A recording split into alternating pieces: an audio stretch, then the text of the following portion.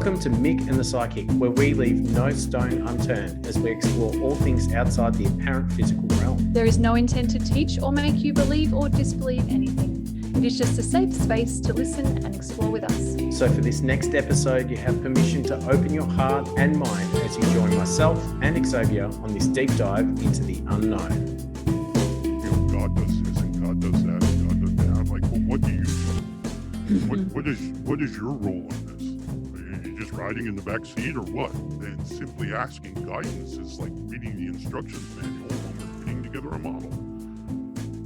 Well, we have a very exciting episode today because we have a shaman with us today. The Alaskan, let's go with this because I was under pressure. Ulfhednar.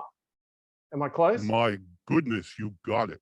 Great. The Alaska Ulfhednar, shaman warrior appointed by Odinn to teach the people the truth about coexistence and peace.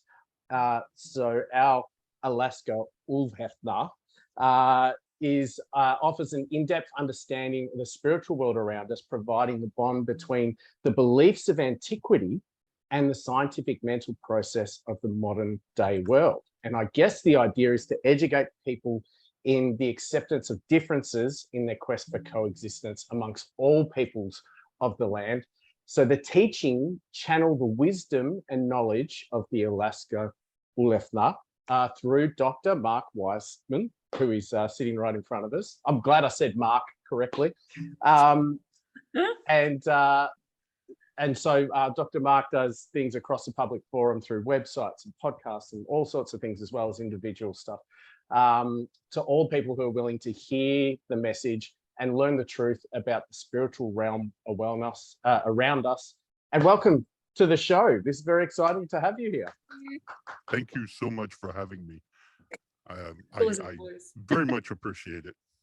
Well, we appreciate it. It's fantastic to have you along. And can I start it? Because I've just got a question. Oh, right, just to get things going. Normally Xavier starts, but I'm jumping in because she's the one who put me under pressure to pronounce Ulfhednar. I'm going to try. Yeah, no. it's got here. So it is Dr. Mark Weisman in front of us, correct? And so is this something that you channel with the wisdom? Is it one with you, or is it a process where you go into trance to channel? How do these two persons become one? It started with the external, where I was receiving communications from one of my ancestors who lived quite a long time ago, and what he has done over the years has taught me now many of the principles and the concepts that he believed in, that he understood to be the world around him. And so he took that knowledge and he's now passed it on to me. To give you a little background of where I started, I actually started in a Christian church. Okay. And I was a minister. I went and I got ordained, did studies and whatnot, but I kept having questions. There was holes. There was holes in what I was seeing versus what I was reading versus what I understood. And I couldn't reconcile them all. And then that's where the Alaska Ulfhednar came to me, and he started to explain how the misperceptions happened through the millennia. And that then kind of transpired into my knowledge of, oh, okay, well then this makes sense. And all of a sudden, all the pieces started coming together, and I was able to understand then the connection between the physical and the spiritual worlds. Wow. And how did you access this ancestor? Is it through trance? Was it through dreams? Just popped in your head and you're like, what's going on? Yeah. It was a little of all of those when we first started. Okay. And because I was doing some research for my mother of our ancestry, and I was what's it called, genealogy. Yes. And so I was looking into where the family came from, who it was, who was involved, and we got back to about 1000 AD, and I started having these nagging thoughts, and the nagging thoughts became more prevalent and more prevalent. Then they started occurring in dreams, and I would get communicated with, and I would wake up really confused. I didn't understand what they were teaching, because I had this mindset of the Christian church. I couldn't understand when you start talking about the quantum physics involved in spirituality. I was dumb. Yeah, it's technical jargon. It gets a bit confusing. Yeah. That wasn't And in so- theological college. That wasn't a subject you No, took. no, it wasn't. Yeah, I missed that one. I skipped that grade. But what they started, the Ulfhednar, and his name is Jens, and he started to explain to me how all of these things happen. And of course, with his experience of being in the spiritual realm, he was able to more, I guess, better articulate how these things really happen in the world that I saw every day when I got out of bed. You know, when I see, the wind blowing, or I see animals, or I see other people and their interactions with each other, he began to explain how all of that happened. And so it was kind of really enlightening. And then I had a chance visit with a mentor of mine now, who is a Mongolian shaman. And he is a brilliant man, brilliant. And we started comparing our notes. We started saying, he believes in Mother Earth and the Creator, and I believe in Odinn and Freya. And we started trying to match them all up. And we started realizing how many similarities there are between the beliefs, and everything boiled down to the perspective of the individual. Yes. So if you look at your spiritual understanding like you would a puddle of water on the ground, if I'm standing facing north, I see a particular perspective of that puddle. But yet if I move to the left or move to the right, that perspective changes. It doesn't make it wrong. It doesn't change the puddle. It simply has another perspective. And as we move further around that puddle, we realize that the entirety of that puddle, right? We understand it from all sides, and we see what it means, and how big it is, and what it's doing for the earth, and all these things. But then the beautiful part, and this is where I really got excited and involved, was I needed to ask the person next to me what they saw in the puddle. I love that. And you begin to get other perspectives, because not only are we looking through our eyes, we are looking through filters that are built through our experiences, through our genetics, through our chemistry, through all of these things that alter the way we see everything. And it's not until we're willing to open our mind and our hearts to see these different perspectives that we begin to fully understand what's involved. What is a deity? What is my spiritual belief, and why do I believe this? It's not until we have that full understanding where we can go, this is how I believe, this is, what I want to believe, because it makes sense. Because the critical keys that we know to our beliefs are based on what? They're based on whether it makes sense in our mind and we can believe it in our hearts. If we can align those two facets on anything, it's a belief. That's it. We lock it into, and that's a done deal, right? And it's not until evidence is surfaced that we begin to question, and we should always do that, by the way. We should always question what. Yes. Because it changes, right? We have spiritual entities who are interfacing with our world every minute of every day. They're going to change the environment in which we are looking at this puddle. So what are they changing? And are they changing it for the better? Do we still want to believe in the puddle? All of those questions that we need to constantly keep in our minds. So that was the enlightenment that came But like you pointed out, was that moment of what the hell to the dreams, to trance work, and to now we have had such a relationship for such a period of time. Now it almost feels like I'm a crazy person talking to myself sometimes. I get that. Yeah. Yep. You know, you just be doing your thing and having a conversation about some quantum physics, and people are like, who's he talking to? There's no one else around. So so it's more of a staged approach, I think, that has brought me to this point, really.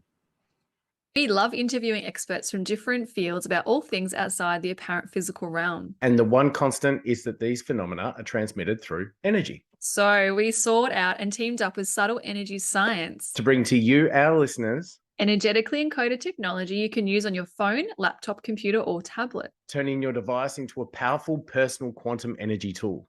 We're not the creators, nor are we qualified enough to explain it, but there is a mind-blowing number of scientific studies available on their website. We get to try the range ourselves so we can give an honest review.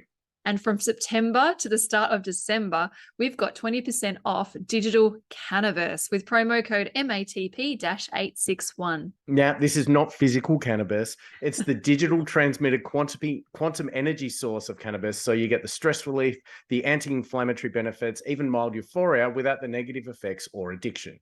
Although from experience, opening multiple files can result in lots of giggles and not getting much done. Wow. So you follow more of the belief because of your heritage and ancestor that's coming through and helping you speaking, learning about Odinn and Freya. Agreed. Yeah. So those were just, you know, because here I am, finite man with a mosquito little brain, trying to apply a label to an infinite thing. Yes, that's what I was, yeah. It makes it a little bit, it makes it a little challenging. How would you ever get to channel connect with Odinn and Freya directly, as in how do they feel about, I'm just wondering how they feel about how there's other kinds of shamans that talk about spirit and then Mother Earth or Gaia, and other religions that talk about God, and there's only one. So what's their opinion? Or is it more like everyone's perspective, people gravitate towards what they need as long as they're getting the same thing, learning about love? And that's exactly right. Right. You know, I've had conversations. Odinn is, if you're familiar, as you mentioned, being familiar with the Norse mythology, Odinn, I love him to death, but he's kind of warlike. That's his thing. So I'm trying not to go that direction. Whereas Freya is more about peace and love and joining and harmony and growing together. But if I were to refer as an example, the Celts believed that Danu was the feminine goddess. She was the supreme goddess of the Celts. I interchanged Danu with Freya. Does it apply? No, because I'm simply, could I call her goddess instead? Sure. Could I call her, hey, energy being? I don't know that she'd appreciate that one, but yes, it's a matter of communication. The idea is not to get, and this is where I think many people throughout history have gotten hung up, is on these labels that we choose to refer to things, and it's got to be this way, and it's got to be my label, and it's what I call it.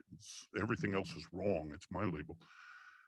Whereas if you were to communicate with a God who's an infinite being, infinite in everything, and you're referring to them as anything, Steve, for that matter, Steve, or even if you want to refer to them as Jehovah or any of the mainstream religion. But the idea is, what is the message you're receiving? What is your completion? How full do you feel in your heart and in your mind that the messages that you're receiving are to build better society, better community, better you? I'm a definite believer in everything is intention. And so what you put behind it is what you will get out of it. That's exactly right. I Yeah. will support you in that belief 100%. Beautiful. And so I suppose directing your prayers or your questions or creating an altar or something like that with a specific name in mind will help you direct that energy, rather than if you just said Steve, then how passionate about what you're doing and where it's going are you? Because it just could, the message could go to all the Steves on the planet. Right. It's like a reply all, I guess is what Yeah. they call it on email. Yeah, so this way Yeah. you're really feeling it, however you're addressing the infinite being, and so you're really, yeah, beautiful. Right. Good. And you can really contact that infinite being anywhere, Mm. through the water, through the trees, through the grass, through the wind, through your own mind. Mm. You don't need external forces. So you can communicate with this energy being anywhere. So what you call it when you're addressing it somehow is personal. Mm, It becomes, in my case, it's cultural. mm. And so in my case, when I say, I pray to Freya frequently because she's always getting me out of binds, Good job. especially with airlines. She's real good with airlines. I'm not sure how that works Oh, wow. here, but she's good. I'm serious. But when I pray to Freya, it's not as much that I'm calling out Freya per se. I'm not saying, Freya, do this. I'm asking Freya, I'm asking the universe, essentially, can you pass the energy at which to make the X happen? That's how I address when I ask. I usually just say the universe. And a lot of people do, and totally acceptable. Totally acceptable, because again, these are infinite beings, and our human minds are incapable of grasping that. Yeah. Like we can't do it. Do it there again. Yep. I think it's tricky, I think, where we look at an existence beyond knowing and not knowing. So if it's going beyond the known and unknown, it's actually beyond your mind. So our mind's never going to get our head around it. So we can only, I guess, point at what it's not, and then get an idea of what's close, I Could be suppose. possible. And that's some of my teachings exactly, is that Right. stop boxing it Yeah. and let it be. Let it be the way it is. And when we stop boxing and we start opening ourselves to the acceptance of energy in all of its forms, from all of the directions in which it travels, when we start opening our mind and opening our heart a little bit more, we're going to start getting a larger perspective of what we refer to as a deity figure. We're no longer minimizing the definition of what a deity really is. And that's really what is going to grow us as humans. Can we look at deities, because you've mentioned it a couple of times? I know with the Hindu traditions and the Vedas, where they talk about deities, they do have devotees to deities, and the deities, the power and the energy of that deity is like a facet of God or the source, which is also a facet of you. So in worshiping that deity, it's like bringing that energy out within yourself that's just as real within you as everything else in the world. Right. Do you believe that there are deities that are actual beings, though, from other realms? Are there actual kind of as above, so below? Like, is it like other stuff hanging on up there? Because you mentioned them.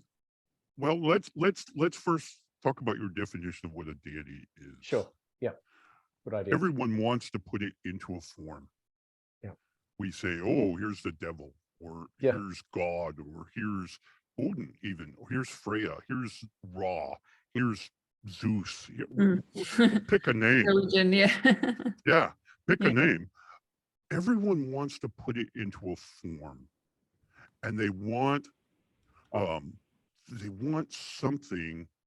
And what most often happens when we talk about people who are worshiping a deity, and they're saying a single facet, and they say, okay, Bob over here, this deity I named Bob. Bob is really good at birth. So he's the fertility god, if you will. And my wife and I have a baby. Bob works. Bob's good. let's worship Bob. Why? Because Bob made me have a baby, or well, my wife had a baby. Depends how good It Bob worked. is. Yep. Yeah, and well, if he did it to me, Bob would be really higher up. But Yeah. my point, Yeah, yes. but what happens is that the next person comes along and they say, oh, well, this guy had such an experience with Bob and having babies. I'm going to pray to Bob too. Right. And we see that happens throughout the millennia. We even see that in Norse mythology. We see it in the Greek mythology. We see it even all the way back to the Syrians and the Egyptians.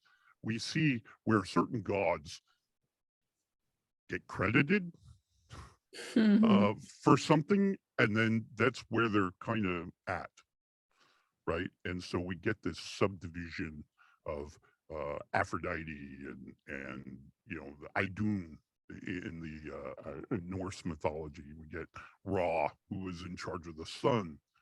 The sun's going to go anyway, but here we go. Ra is responsible for that, and it's worked. And so but people start applying that label, and they hang on to that label. Now, there are other people, myself included, who simply use the label as a focal point, nothing more. So I say, oh, I'm praying to Freya. Could I be praying to Gaia, Mother Earth, Danu? Sure. They're all one and the same. You have two energy sources essentially in the universe. You have a masculine and a feminine. Those produce all the traits that we need as humans and as spiritual beings the rest of our lives. And those two entities are kind of what we decide to call them is completely our own pet name, if you will. And that's really where that boils back to. So there's definitely, and it comes in the intent and what you're doing, there's definitely a reality to them in one sense, but there's also a fallacy in antiquity as well, where just because it's old and recorded doesn't mean it's necessarily real. So that you're finding the truth in that is that something that you would feel in your heart when you do, say, a ritual or you do a prayer to a deity? Do you know the difference between, well, I say reality, I mean, I question how real all this is anyway. Yeah, exactly.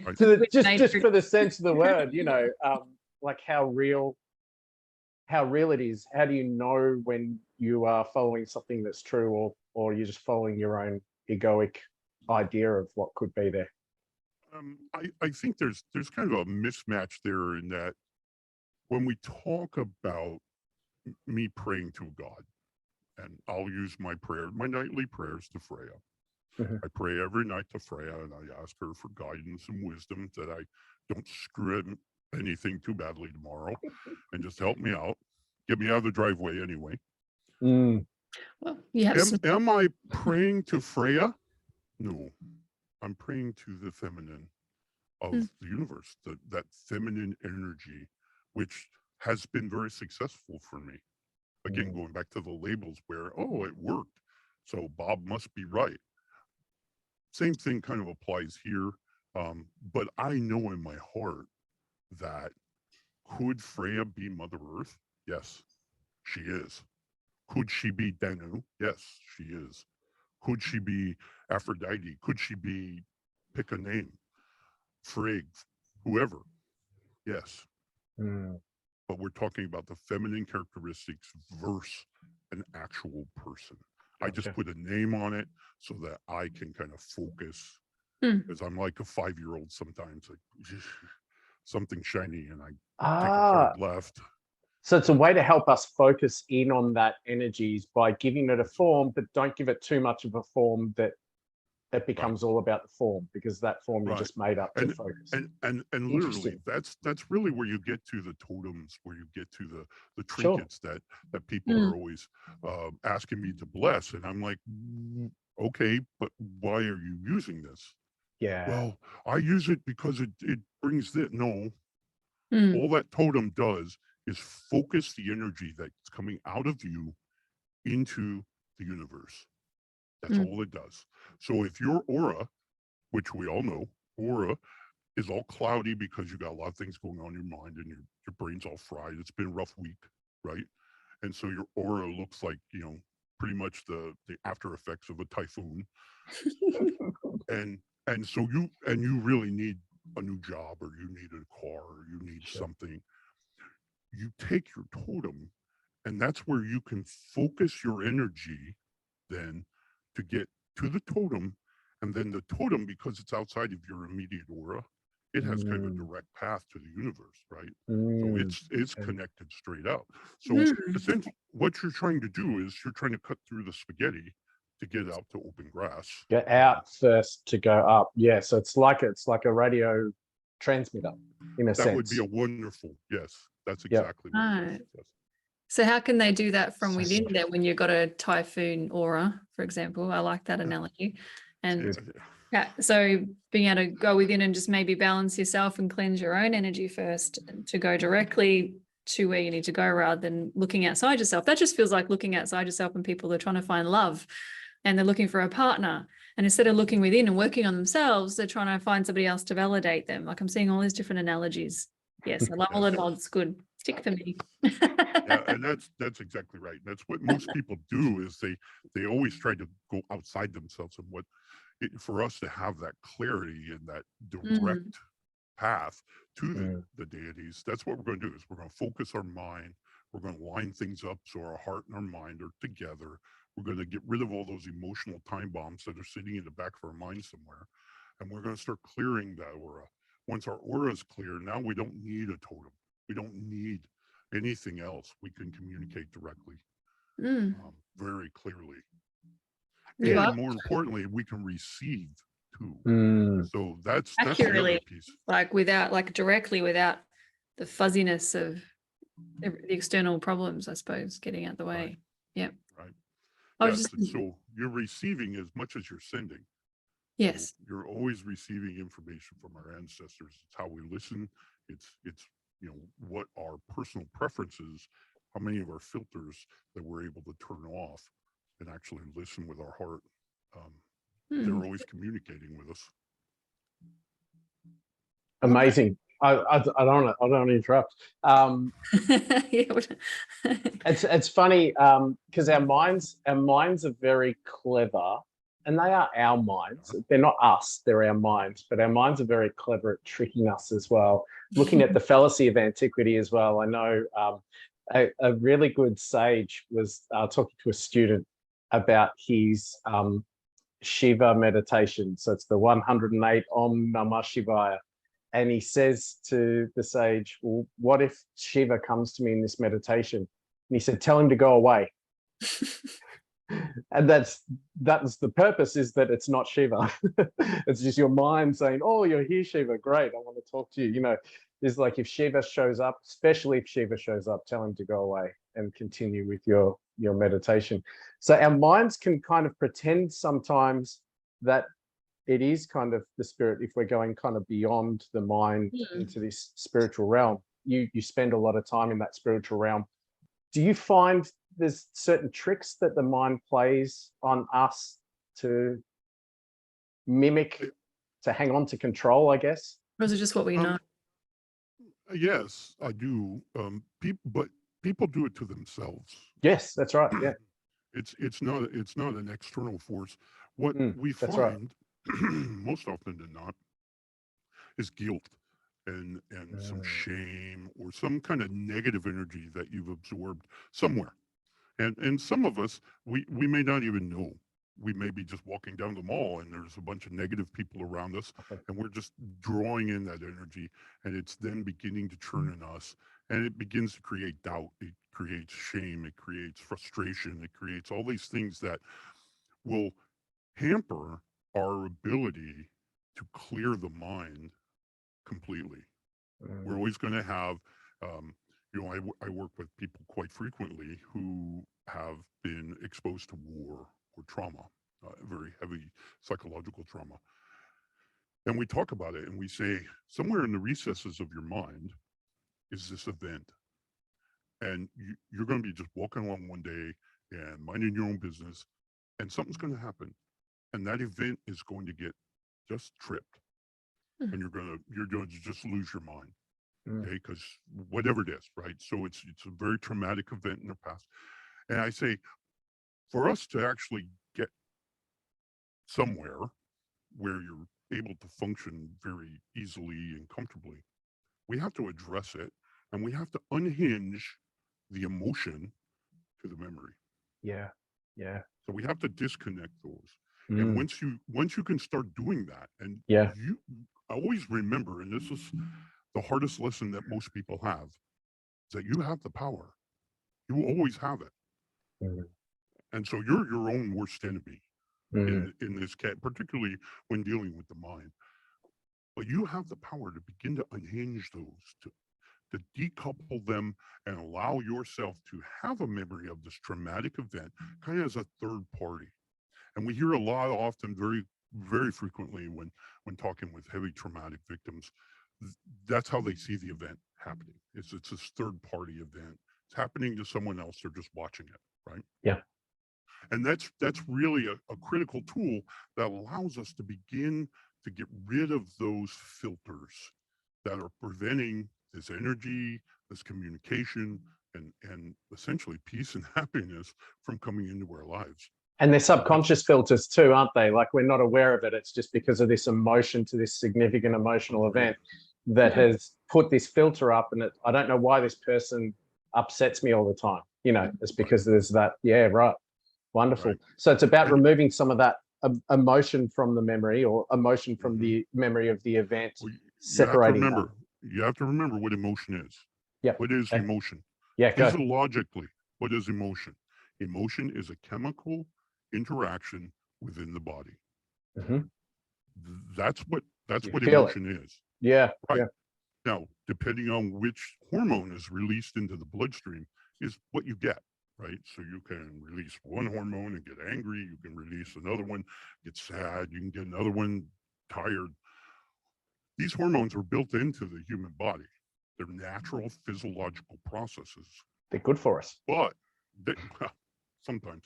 But you have the control on when those can be released.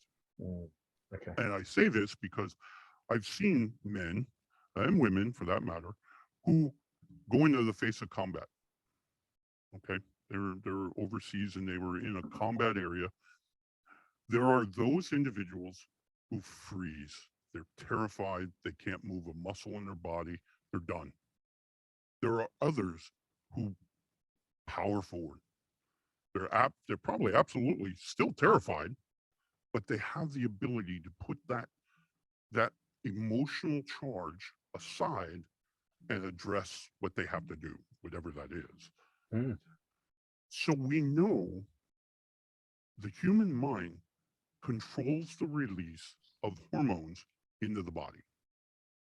And it's done at the top of the brainstem, and right now I can't remember the name of that part of the brain, but there is a part Like of around the brain the amygdala? Yeah, probably. I don't remember right Just off to the the top of my left head, and below. yeah, exactly. Just right by the circle K, and you'll be fine. Oh, gotcha. Good. Yeah. And that part of the brain just releases these hormones that then creates what our brain interprets as emotion. Because remember, brain nerve cells never touch. There's always a gap between them. And it's within that gap between the individual nerve strings where we have this chemical interference, if you will, with the signal going to the brain and from the brain. And that's in your whole nervous system. So all the way down to the fingertips, you have that fluid in your what's it called? The cranial spinal fluid or something, I forget. Technical mumbo jumbo. But in that fluid is this chemical imbalance, which is why in some cases you can be just sitting here and have a spasm in one of your arms. Why? Because the hormones have come out of balance in that part of that muscle, thereby activating it. Same thing with your brain. Your brain is just another muscle, really, in the big picture of things. So when we come out of balance, this is why you can't think very clearly when you're sick, because your pH balance comes out of whack. This is why. Oh, okay. Because your brain, that space in your brain is now interfering with thought process. You can't think. And so and this, what's really exciting about what I'm telling you right now is, I'm going to be honest. I'll put my cards on the table. I knew nothing of this. I knew the body was the body, and that was it. Yeah. And my ancestors sat down and they explained this part to me. Wow. Yeah. Is this something they were aware of at the time when they were here on Earth, or is this something that has been clearer to them now that they're in spirit, or however you would? You know, that's a real tough question that I can't answer. Okay. Fair enough. Based on the fact that, from what I understand from my ancestor who's channeling through me, is he lived in the 700s. Okay. Mid to late 700s. Yeah. So I'm not sure he understood CSF the way I do. Yes. Exactly. He did not have the nerve connection knowledge, just because it wasn't available. Yeah. So. Yep. So it's just a way of interpreting now for you here, which is often what happens, I think, when Xavier channels for people past lives or spirits. And I use hypnosis as well. So, during hypnosis, it's kind of the language that they can understand, even if it's new information. Yeah. So I get a lot an of understanding. references, so I understand what it is. So that always makes me laugh. They just show me things that that makes sense to me. So that's cool. And that's exactly right. And I mean, but this was knowledge that they still knew then. I had never thought about. I mean, I didn't know quantum physics when I first started talking to these agents, and then all of a sudden now I understand why and how it's measured. And that to me is like, how do you guys even know what quantum physics is? Yeah. This is kind of going slightly left of field, but I'm so intrigued. What do you know of Jens's life when he was here? I am learning, actually, it's funny that you would say that, is that right now I'm writing book number 2. Oh, okay. Awesome. Book number 1 is due out here by the holidays, and it's essentially a textbook of spirituality. But the next book, which they're telling me as we go, love that, talks about their life. And so what I am learning now about Jens's life when he was actually alive. And as I've told him, so that we're all on the same sheet of music, I thought the first part of his life he was an asshole. Okay. He was not a very nice man. He was not very good for community or society. But as he grew and he experienced losses, and it affected him very deeply, he became very different and became a shaman, and ultimately a chieftain shaman of his clan, where he was, and he's pointed out different battles that he was involved in. And then I go and have to read the history books and find out. I was just going to ask that. Do you go cross-check that to see if it's accurate, or you just how you're channeling it? How could you not? How could you not? How could you not try and look it up? Well, if you put the book out, people go, "This didn't happen." It's like, yeah, but did it actually get recorded accurately anyway? So, no, some of the things you get might contradict the history books, and I think that's okay, because how accurate are they really? Written by kings, right? Agreed. Exactly. Agreed. Exactly. I'm curious. Sorry, I have a question a little bit similar, off track a bit. So, Michael and I both realized, because you do talk about past lives a lot, because that's something that we do, and this is how we got together with this podcast in the first place. And so I've had a past life where I was a Viking that I'm well aware of, and my knowledge of Vikings, for example, is by watching the series on TV. Yes. Funnily enough, though, when I was watching it, deeply resonating with me, and I found it quite emotional at times, and I felt like some of the places that were there I'd been to, and then I since discovered the past life that I was attached to. And then Michael said he was a Norseman in a past life as well. You're connecting with your ancestor. Do you know of or feel like that you've actually had a life yourself? A past life. A past life yourself, rather than just being Channeling for Bloodline. him. yes, because I'm feeling a massive connection for you personally with this ancestor that you've been together, or could even be him, or been together at that time. Really, that's why he's so strongly connected with you now. So I'm just curious what you know. Yes, and I'm right there with you. I have not felt, and I have not been explained that I was there. Mm-hmm. And I haven't investigated that possibility Mm-hmm. myself. I'm very connected to my ancestors. I'm very connected to, particularly to Jen's. We've had thousands of conversations now, and so we're, I would say, best friends, but now Maybe that I'm closer. learning more about his history, I don't know if we'd be friends. But again, I know that my energy was created to be a part of this physical body. Mm-hmm. I know that the energy was assembled, the spiritual energy that I carry, and within it are grains of energy from previous ancestors. But I don't know that it was me as much as it is a part of my being, that I would have some of this energy from those entities. Mm-hmm. Mm. And so there's a few though as well. So it's not just Jen's. So Jen's Agreed. you speak to a lot, but you've mentioned a few that help with information. Do you have are they from different clans? Are they from the same time? Are they from further back before Viking days? There's actually a couple. Primarily, my ancestry goes all the way back to the Celts of Yep. Brittany. Okay. Yep. So that would be Western Europe at Yep. the time, back before the Gauls. The stories So like that the I've Germanic Celts. Well, the Germanic Celts were actually an offshoot from the Western European Celts. Oh, okay. Right. So really weird story. They actually started in Switzerland. Was the what's called the Latin culture.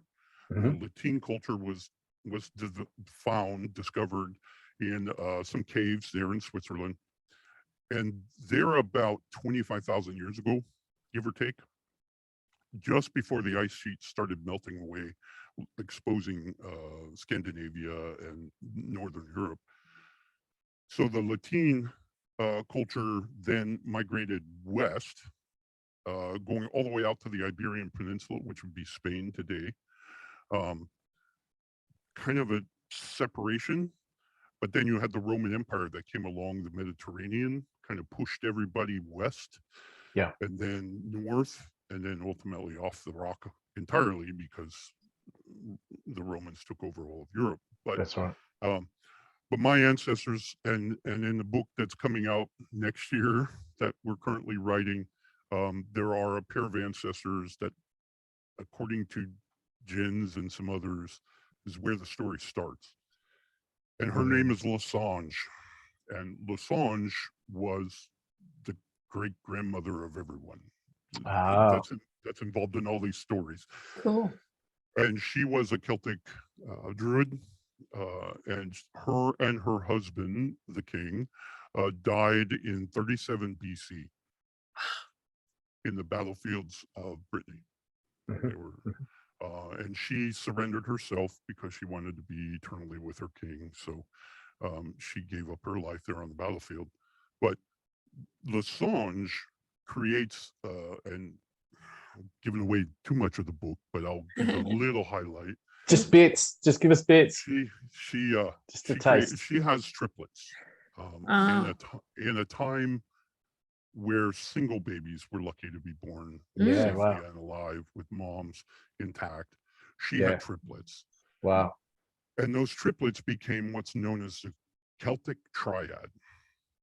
The Celtic triad is represented every time you see the Celtic knot.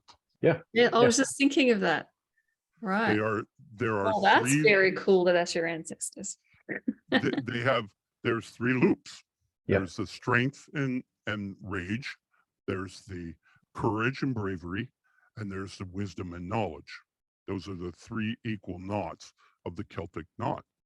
Mm. And then most of the time, when you see the Celtic knot displayed, it has a circle in it.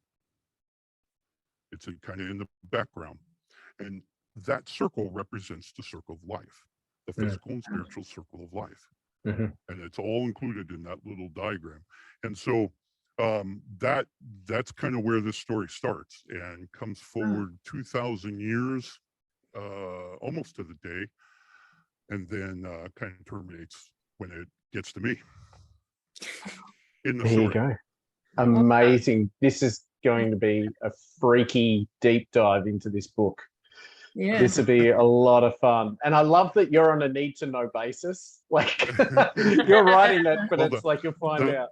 The friend, the first book, I think is really going to be, I guess, eye-opening for some people. Mm-hmm. Many people have come to me over the years and have spoken of how, you know, God does this and God does that and God does, and I'm like, well, what do you do? What is your role in this? Are you just riding in the back seat or what? And I think the book talks, because it breaks it down to quantum physics, and it really puts it in verbiage Physical that terms. yeah, it can give you, this is what I need to do to have my power, to make my decisions, to me to drive. You know, and yes, I'm going to seek wisdom, I'm going to seek guidance, I'm going to seek all these answers, but yet ultimately I'm driving. You're the one hiring the body, right? So yeah, you got to Yeah. drive it. Yeah. You're hiring it. So, you know, and I hope that's what this book does, this first book, in that it helps people, because I know, you know, me and a bunch of individuals have spoken about kind of this mass migration that's going on right now when we talk about religion, and we talk about people who are searching for answers. They're just, they don't know where the answers are, but realistically, they're just not asking the right questions to get the answers. They're too busy, and in using your words, they're too busy looking externally. They think, you know, this pastor is going to help them, this priest is going to make it right, this God is going, and no, they have to understand that they are the ones that need to do this. And then simply asking guidance is like reading the instructions manual when we're putting together a model. Sure, we look at them.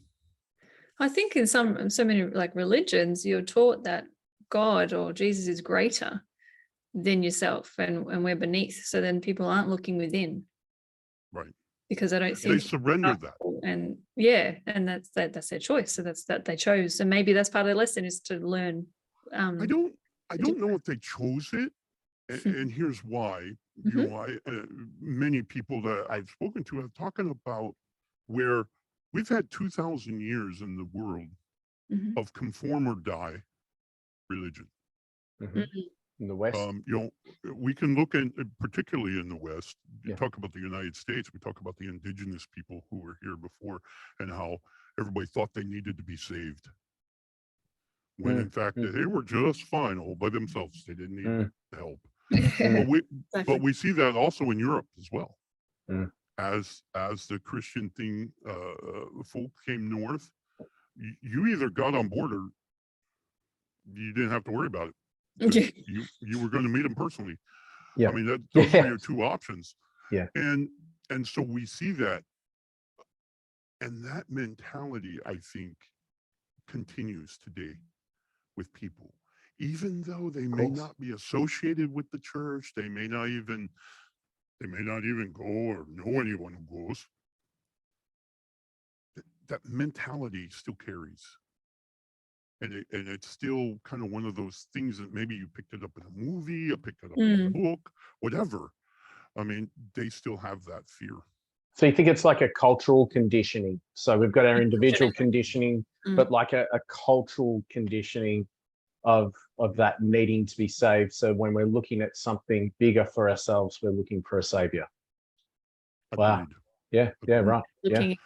And we've had 2,000 years of this, so we're pretty good at it. Of course. That's a lot of conditioning. Yeah. Yeah. It's interesting. I feel like the first book might be a very good connect the dots for people as well, like yourself and the Indigenous friends that you have, talking about Odinn and Freya and you know the Gaia, and you know a lot of these. I think I find, I'm from a Christian background myself, and I went completely against it, threw it all out, that it's kind of, maybe this was all rubbish, we've had the wool pulled over our eyes, until the more I learnt, the more I'm like, oh, I understand all this. And I'm like, well, I understand it because I learnt it in my Christian faith. It's like, okay, so don't throw everything that you believe out. Just not throwing out the baby with the bathwater, but there are a lot of similarities, like you were saying, that pop up in other religions, where you go, okay, so if I'm looking for the truth of something, I'm looking at the essence of what all of these things are saying. And it sounds like this book might help other people on this quest as well, because you've already connected some dots between your Christian upbringing and, you know, your path that you've been dragged along now. You're right. And understand that, you know, there's really two parts to religion, right? There's the spirituality, and that exists everywhere. Yep. But then you have the practice. Yeah. And the practice was implemented as, have to remember, go back 2,000 years. Yeah. Practices were implemented to control a population. So when we talk about how will you behave, what will you do, how do you do this, that was put in place to make sure that people didn't argue against the church. Sure. Right? We needed the church to be implemented so that the things that came out of the church implementation could happen. So they put in these controls to make that happen. Yeah. And that's what we see the practices. So whenever you go in and you meet with people and they say, oh, you need to be saved. Well, why? That's always the first question. But then my second question is, why do you feel compelled to do that? And then we get to this control. Yeah. That's a control. I'm controlling others around me to force them into my belief system. Why? Because if you're different, you're wrong. And I think that's something that you can probably find yourself within. And it doesn't mean you can't be in a Christian faith and not have spirituality, because as you said, it's already there. And also it's mixed in with practices that are very good, you know, like prayer is really good. You know, grace is a fantastic thing, to be grateful for your food before you eat it, and how that actually goes into your body then. You know, there's a whole lot of amazing things in there. It's just about finding the truth in what you're doing rather than just doing something for the sake of it. Right. Which is kind of that fallacy of antiquity as well. It's just not as far back. You know, there's we do it because that's good. But I think, and this is really one of the reasons why I've kind of looked back in antiquity for spirituality. Yes. Is a time before we had all this, and pardon my French, but this drama. Yeah. Is that French? I think it is, because you're allowed to swear. But I understand. Those guys are pretty good at it. But when we talk about when they practiced spirituality in the old days, they didn't have to prove it to the guy next door. Yeah. They didn't have to prove it to the next hut. It didn't matter. I worshiped the way I worship, they worshiped the way they worship, and life was good. And we went on and we did our lives together. Whereas nowadays, or you know, as the centuries, millennia have changed, we find I need to one up. We find that I need to be, you know, a better Christian or a better Muslim or better whatever. And that constant search is kind of what drives people to to these types of behaviors. This is where the practices kind of really fed in to helping foster that. Yeah, putting yourself on a pedestal that you've got no right to be on, and you're putting other people on a pedestal that they've got no right to be on. So all you're going to be is disappointed at some stage. It's just a matter of when. Yeah. How long does the ride last? Exactly. Yeah. Exactly. Wow. We have, before I forget, I put it up before, and that's why there's some sound came on before, so my apologies. We did a little preemptive episode last week talking about how we were going to have you on, and we asked our listeners if they had any questions. And so I just wanted to make sure this is covered, or if there's a way you can elaborate maybe on the question that our listener from when we first started. I love Jody. Thank you, Jody, for the question. She's very much looking forward to listening to you. She said, I'd love to know the process the shaman went through to become who he is today. So if there's any more that you could add to, all besides that, you said you just started, information just started coming through to you in channeling and in dreams. Is it more of a process of how you actually became a shaman? You know, and that brings up a great story. I have communicated with a group of individuals known as the Landvedi. The Landvedi is a Norse word for Old Norse, which means spirits of the land. Beautiful. Okay. They are eternal. So they have been around since the earth was created. And they have told me stories about how my journey, starting from my very young childhood to an abusive father, to drug overdose, where Odinn actually found me in a drain culvert in Tucson, Arizona, to a total redemption, how that process all fed into what has now provided concrete for what my beliefs are. So, you know, as I look back and they were able to show me these moments in my life along the journey, it like, oh, that's what you were doing. You know, next time send a memo, we could have made this a lot less painful. But not the point. It was learned very well. Yeah. So, but all of these steps along the way has prepared me for where these visions, these channeling now takes me. So it's I guess it's so personal. It's great to hear people's stories of how they found either their calling or their path or their own kind of enlightening, I guess I should say. But it's going to be so personal to everyone, isn't it? There's going to be a different path that no one can step in those shoes. Correct. Yeah. So yours has been a long way around, obviously, to get you to a point where this stuff comes and you actually understand it in this way, rather than just it all coming and rather than just hearing voices in the night and thinking I'm crazy. Yes. I had reached a point where the voices now made sense, and I could understand what they were saying, and they begin to prompt me on a different path that led me to where I am today. So do you have like a daily or weekly kind of ritual or habits? What do you do to be shaman? Is there anything you do, like people listening that are interested in learning how to have a more shamanistic even approach, I don't know if that's the right word, to life, to be more connected to earth and nature? Is there some advice? I really don't. You know, and I hate to pop bubbles, but man, I really we love don't. the truth. So I don't. This is amazing. Tell me you fly around, Alaska just during your meditations or something. Like, just give me something. Damn it. No, I would say, like everyone else, I say prayers, and I do good things, and that's my contribution. Whether it be through a digital format, which I do quite a bit through, and or in person, as I just completed. So that's really it anymore. Back in the day when I was a minister and I was Mr. Ritual, Mr. By the Book, everything had to be. But as I've become kind of a little bit more free now to just whatever takes me, wherever they decide I need to be, that's where I'm going, here So we the go. inner Viking doesn't come out and sacrifice a goat every now and then, or anything. No, no goats. Okay, No goat. goats were harmed in the making of the Of shaman. the shaman. I love that.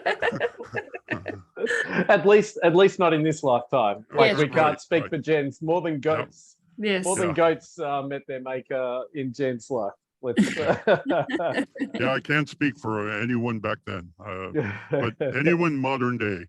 Yeah. Yeah. Awesome. So how do you help people? How can they reach you for what can people come and see you for or connect with you? Anything. My door is wide open, and what I try to do is I try to teach people that they are themselves the power. They don't need me. And that's really the message. If I had to say one singular message for what I say, and that is, you are all you need.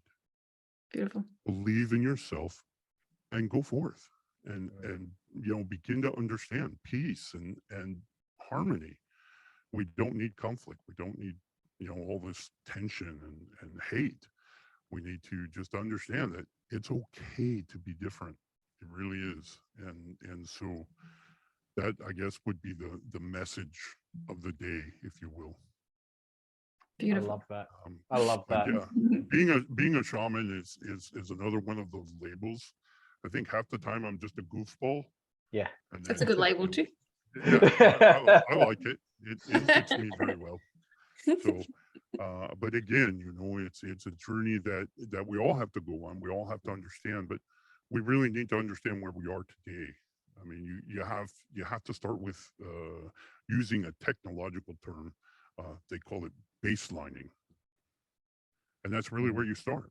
Understanding who you are, where you are in your life, and then you can step forward. Which is a tricky question, and a question, if you ask it honestly, there's a process involved in the answer. It's not written down anywhere. So who am I? Right. That's loaded, and so you've got to be brave to answer it, I think. And it will change. And it will change. Yeah. Yes. Yeah. Yeah. Being open to that change and being willing to accept that change is what life is. Oh, amazing. Well, we could talk for another 2 hours, I'm sure, but yeah, we've got to wrap it up. I'm just eyeing off the decorations in the background again. So we were talking before we started that you're in your shed or garage, as we would call it, and you've got some Halloween decorations behind you ready to come out and play, which is great. It's like they're all peeking out. I'm just curious what the stripy, is it like stripy green thing? Oh, that's is that a witch costume? Witch legs? It's witch legs. Yes. Oh, she goes under legs. the tires of my truck. Yes. So she sits in the driveway. Yep. It reminds me, yes, I've got mails out, so I'm ready to start decorating our windows and things with cobwebs and all that fun stuff. Absolutely. Well, I Got hope to have the joy, and that's what it's all about, right? Is just exactly. spreading joy. Some fun and spreading the love. And I bought all the lollies and things ready for some trick-or-treaters, so I'm excited. Absolutely. Good. Well, I'm glad you did that, even in the as soon snow. as it stops snowing, I'm going to get out there and decorate. But Yes. gotta wait for it to stop snowing. When is it not snowing in Alaska? Most of the time. Most of the time. Today was the first day. Yeah, today was the first day this year. So since spring, so we've been all summer, and then most of fall. We've been really wet this fall, had lots of rain, and now it just got cold enough to where we don't get rain. There you go. It's a bit quieter. Yeah, mess. A lot to shovel. It's sludgy. People from closer to the equator just love the idea of snow and playing in the snow, and anyone that's got anything to do with snows like that is a couple of hours extra work for me in the morning. Yes. Yep. I'm not a fan of snow. And frostbit toes. Yes. And frostbitten toes. Right. No, thank you. No, thank you. I'll come visit you in the summer. Yes, absolutely. And hopefully we'll hear from you when you come down to Melbourne to visit family. Yes, that's exciting. Your daughter's here. And we can do perhaps another one in person, maybe launching your second book. And we can talk Norse history or something. That sounds great. Yes. Wonderful. Awesome. Well, thank you so much Dr. Weisman. Is that how you Yes. say it? Weisman. Wiseman, you have it right. Weisman. Excellent. It was been absolute pleasure having you on here. Thank you so much for sharing your wisdom and your energy. It's been wonderful. Well, absolutely. And thank you so much for inviting me. And thank you for just prodding some thoughts that I hope will help your listeners just reach their understanding of themselves. Yeah, that's beautiful. Absolutely. Has to be. So thank you very much. We appreciate your time. Thank you. Thank you, Alaska Ulfhednar. Yes. That's it for another episode. Thanks to our major supporter, Subtle Energy Sciences. Click the link in the show notes to access their full product range of quantum healing technology. We're blown away by this technology and are so excited to share it with you. And of course, we really want to hear from you. Please leave your comments on our YouTube channel, or for those podcast listeners, you can email us at nickandthepsychic@gmail.com to leave your feedback or questions. I'm a certified hypnotherapist and timeline regression therapist. If you wish to contact me to explore the source of an issue you're facing, just book a session at hernhypnosis.com and include the promo code MATP for 10% off. You can contact me on Insta and Facebook at hernhypnosis. Check out my website at optimisticxavier.com.au if you feel you'd like to connect with me as a psychic medium, spiritual mentor, or intuitive coach. Include the promo code MATP for 10% discount. You can also find me on Insta, LinkedIn, and Facebook. We look forward to connecting with you again next time as we attempt to leave no stone unturned. Bye. All right, cool. I reckon that should be okay.